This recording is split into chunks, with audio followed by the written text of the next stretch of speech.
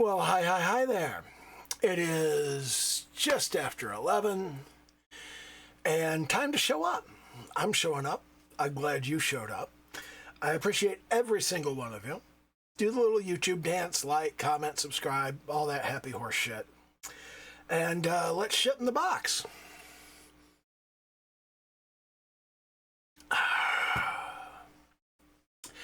I have been having a day. My thing this week, the thing that I am doing is I am trying to make my menus and just the general UI look better. And I'm not really good enough to do it myself. Like I always think I am, and then I go into Clip Studio Pay, I go, oh wait, this looks like dog shit. Oh yeah, I forgot I suck. So I went to Itch.io and I was looking for some assets that I could use. I was crawling through my stock library. I was better at this in Photoshop. I got some stuff that I did in Photoshop. It's actually pretty good, but I don't know how to do the same things in Clip Studio Paint. We don't have the same menus. We don't have the same effects. We don't have the same plugins. And I found 3 menu frameworks that have like added functionality that I don't have in mine. One of them was, here's a full menu framework in C#. And I was like, oh, well, I should take a look at that. And another was, here's a settings and options config. And that has key rebinding. Well, I would like to add key rebinding to my system. I don't really see why you would need it, but it's an accessibility feature. That's a nice thing. And then another one was like, here's a high-end multi-threaded variety of the menu system. I'm like, ooh, that'll be neat to take a look at. And so the one in C# is... Look, I've been doing this Godot UI thing for a week, and I'm better at it than the guy who did the one in C#. So no shade. There's a lot of people on Itch.io that are just learning, and I'm sure his stuff is useful for somebody. Not so much for me. It did really underscore to me that that doing this in C# is a bad idea. It's just not worth it. And then the other guy who has like key rebinding he's got some other stuff. He's got some video configuration. He's got colorblind filters. That's neat. I'm going to take a closer look at that because I am very interested in the accessibility thing. And that's going to be useful to take a look at. But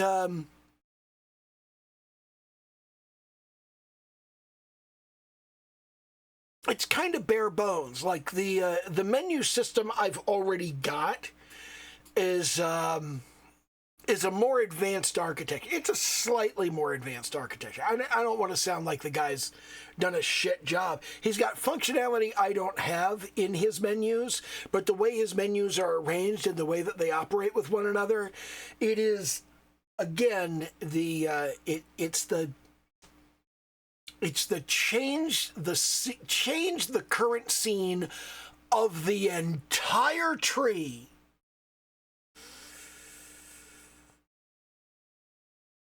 Like, man, I don't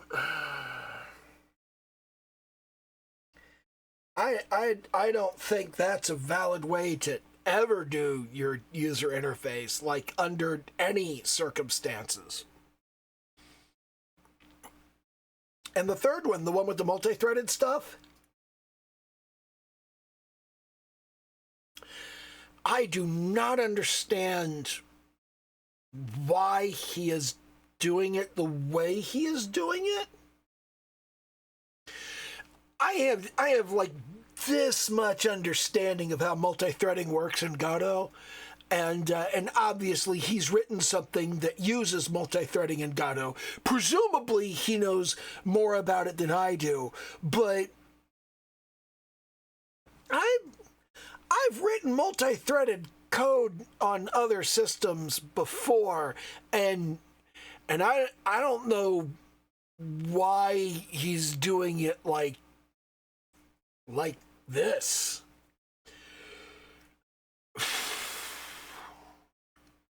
And there's when you're looking at something, and I'm very much sitting atop Mount Stupid right now when it comes to user interface in Godot.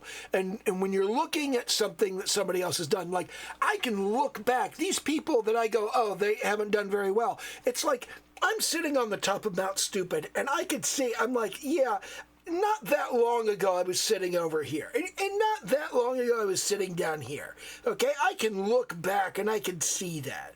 Okay, and then I look ahead, and the stuff this guy is doing, I can't see at all. It's too distant, and I don't know whether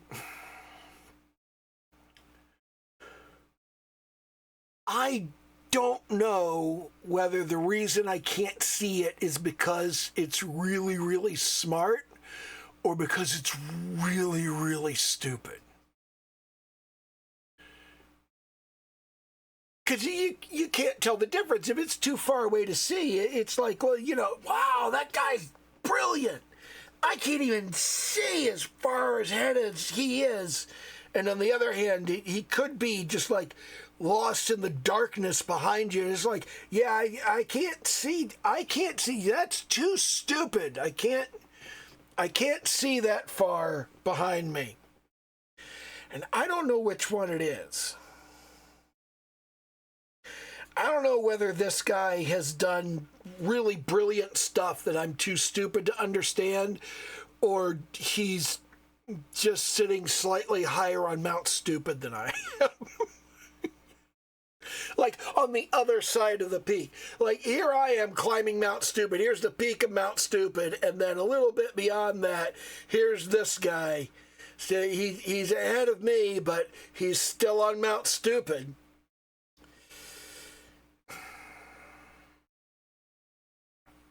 I don't know what to think of this. I can't make any sense of it. And I'm still banging my head against it, trying to figure out what the fuck is going on with it.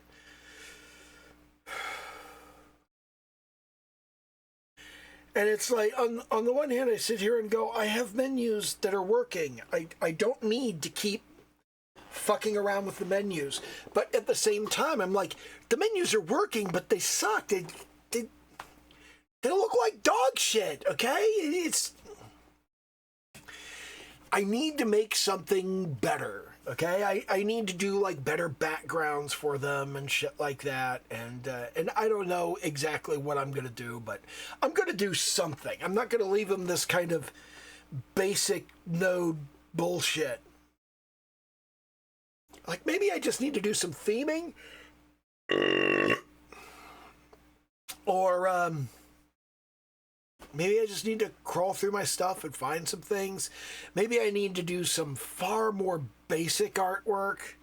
I'm doing wireframes and mock-ups and trying to figure this shit out, but I'm not making a whole lot of progress, you know?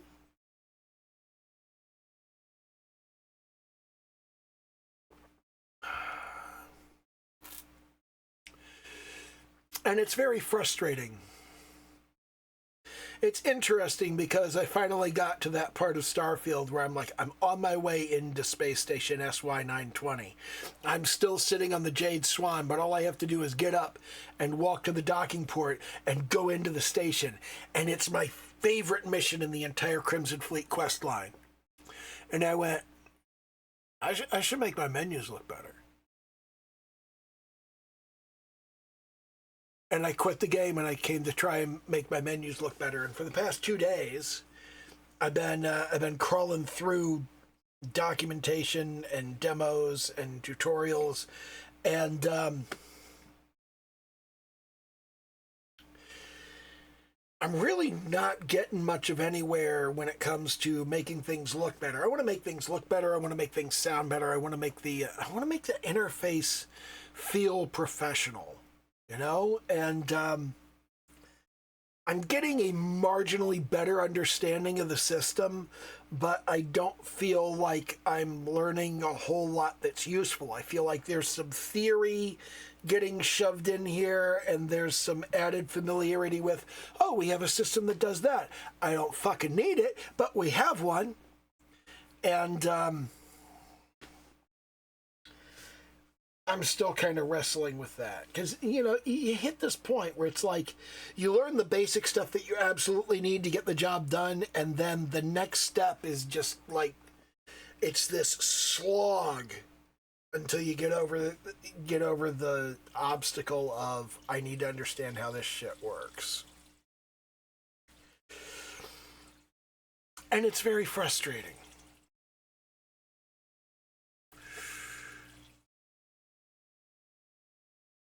But it is something I'm working on. It's a thing that I need to consider. And what I'm going to need to do is I'm going to need to do a nested settings menu. So you go into the settings menu and it has audio, video, controls,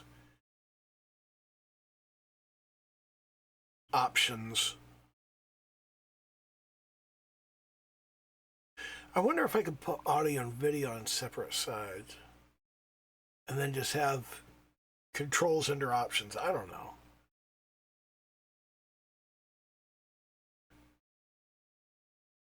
There's all kinds of like little stuff in there. One of the guys has like credits. He has like a scrolling credit thing where you like list all of your credits, and that's going to be cool. I want to have a look at that. One of the things that I want to do is kind of, I've got this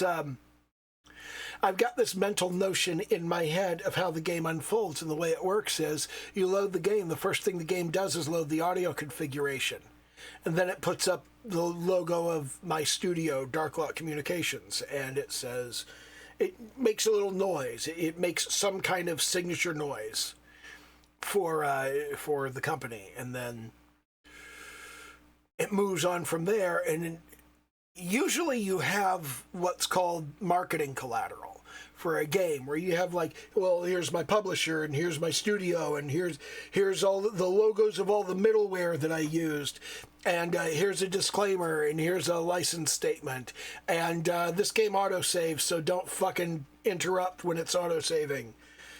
And you put all of that stuff up, and all of those disclaimers and the legal shit and all of that, and then at the end of that, if you haven't loaded everything else you've got, then you put up a loading screen. And then when the loading screen's done, you put your menu up. And when you put your main menu up, you start playing some background music. And at this point, you have access to the options menu.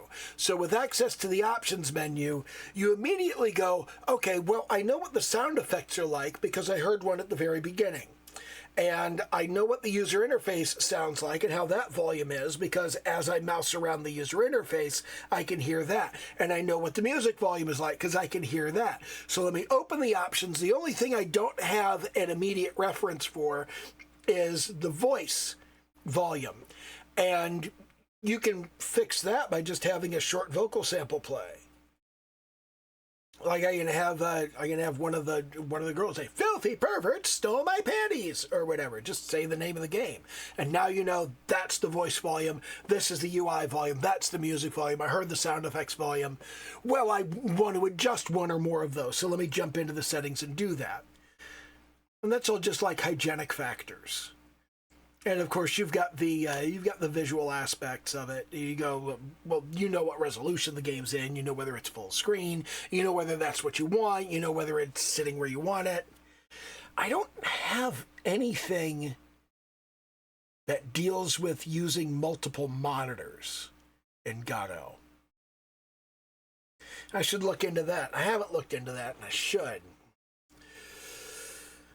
I just kind of have this view of this is how everything unfolds, and I imagine that when the main menu comes up, it's got the logo of the game, and it's got a background scene of some sort, and it's got cool-looking buttons that aren't just like stupid fucking gray rectangles. And you pick the thing you want to deal with, and you pick the thing you want to do, and it goes off to the other menu, and the other menu is also like nice looking and doesn't look like shit. So I've been thinking a lot about that and how it's going to unfold And I've got the building blocks to work with at this point, which is nice. I don't have to build like the actual building blocks. I'm trying to stick to the question of building things that I can use again in the next project as much as possible. Building things that I'm going to need in every project I ever build as much as possible. And then I can kind of incrementally improve that. And sort of the direction that I'm going with, I don't think you can ever really anticipate which of your games is going to be popular. Like,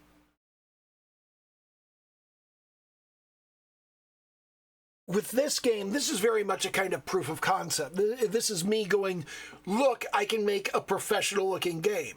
I can make a game that looks every bit as good as other indie games, and that's every bit as fun to play. So I've never done that before. I've done games that were kind of crap, and I mean, even Railgun. Railgun was a fairly good arcade-style game. The problem was that Railgun, I never did get it to save and restore properly. And people were mad about Railgun. I only sold 2 copies of Railgun, and both of them were refunded for the exact same reason. The people who bought the game played it through the first 10 levels, and when the troop transports showed up, or the colony transports rather, it was breakout, but it was breakout with a cannon instead of a paddle, and between your cannon and the bricks, after level 10, colony ships started going by across the screen, and they're colony ships. You're not supposed to shoot them. If you shoot them, you're murdering dozens of innocent colonists. And people were very upset about that. They were like, you gave me an enemy ship to shoot at, and then you penalized me for shooting it. It wasn't the enemy ship. This is a colony ship. And I don't know, I guess maybe I didn't communicate that very well. Maybe it didn't make a whole lot of sense. Maybe it was not what people expected, but that was a commercially released game that did not actually make any sales, technically.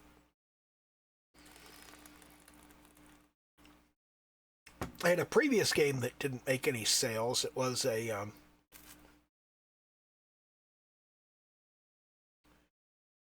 It was a kind of a storytelling variety game. It wasn't a visual novel because there were no visuals, and prior to that, I had a BBS door game for multiple players that looked like shit, and I sold a few copies of it and didn't have to refund them, but. And then before that was Dope Wars, where you went around the DC area selling drugs. That one was free. I actually donated that one to the public domain. If you look around enough, you could find the C source code for it. I'm not sure whether the source code you could find is the original source code or the converted source code that could run online as a BBS store. But yeah.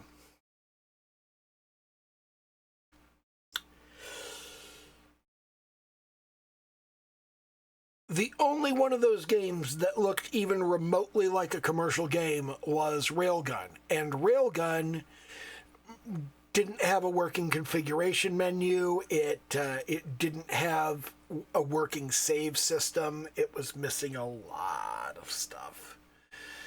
And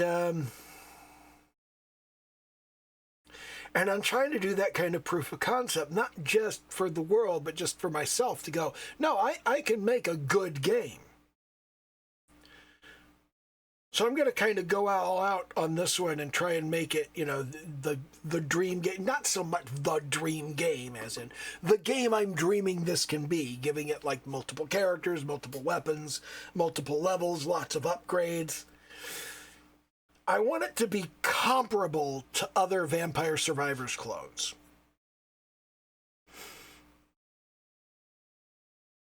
It's not that hard. It's almost there.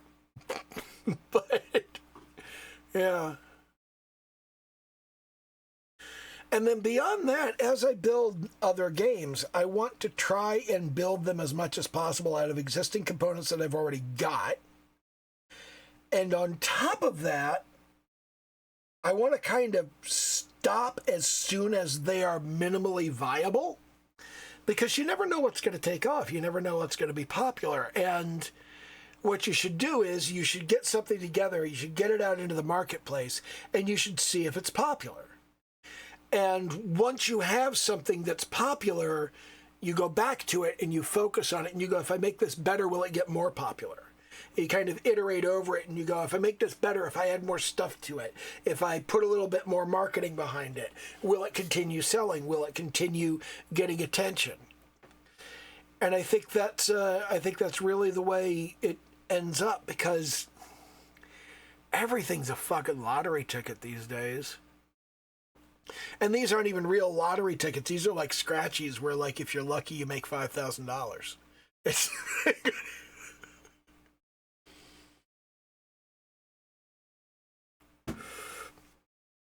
so I'm thinking very much in terms of where this is going to go as a long-term thing, as my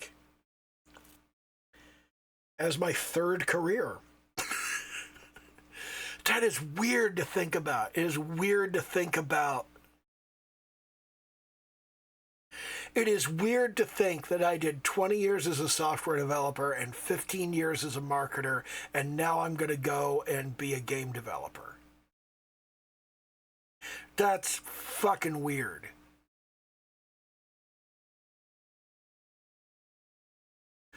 But hey, that's what happens, you know? And it really is one of those things where you get to that moment in your life and you go, you get to a moment in your life and you go, who am I and who do I want to be and what do I want to make out of myself? And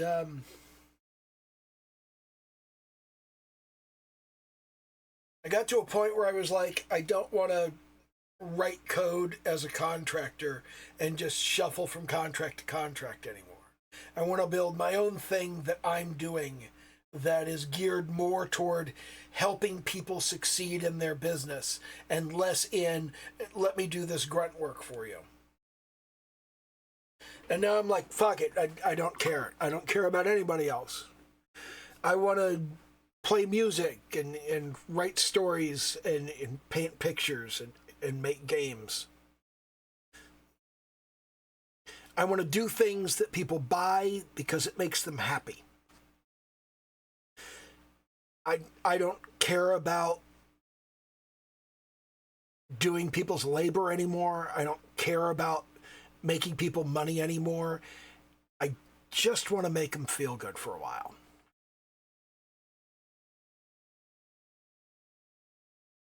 That's what matters. That's what I want to do. That's what I've always wanted to do, really. There was no money in it. Probably still isn't any money in it.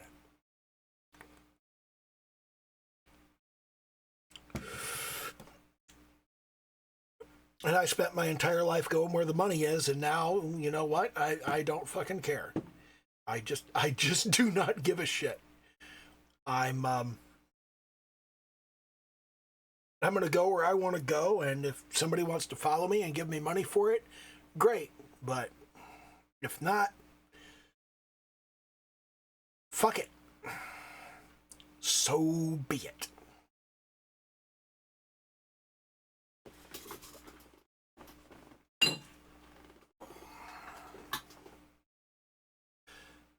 I don't really have anything else to go over here.